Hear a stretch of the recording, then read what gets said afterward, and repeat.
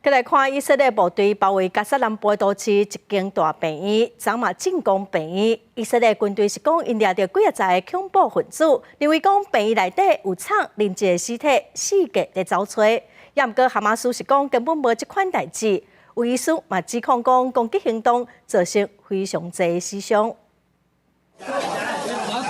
病院内面的天棚损害，规涂骹拢是碎片加乱七八糟的物件，还佫一直清土粉。伫咧甲加沙南部上大纳赛尔病院围困几落天了后，以色列特种部队15发动攻击行动。伫过去几天，病院一直互以军轰炸，即马是更加直接攻入去病院内面。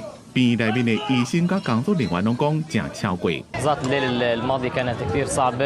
اشتد القصف علينا وصل لعندنا القصف لأحد غرف المرضى تم استشهاد مريضين شخص مجهول الهوية 医军讲，伫病院内面发现武器，还有哈马斯伫咧病院内面设置的指挥室、情报加新闻中心，还有警察局，同时还佫掠到几落10位恐怖分子。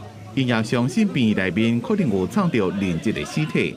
无国界医生组织讲，以军的攻击造成无法度统计死伤。有医生指讲，以色列的枪手声势想要逃离开病院的人。加沙卫生部表示，以军摧毁病院墙围啊、胡乱撞工，还佫冲入去妇产科大楼搜查。This sensitive operation was prepared with precision and is being conducted by IDF special forces who underwent specified training for this mission.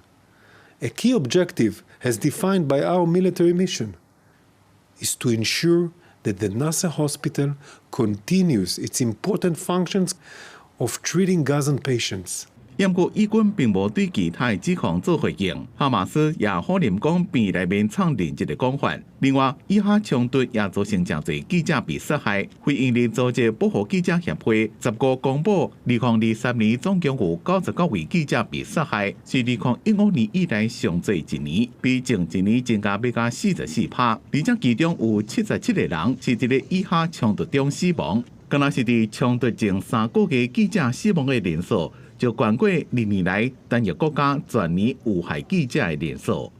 公司新闻张伟林编写。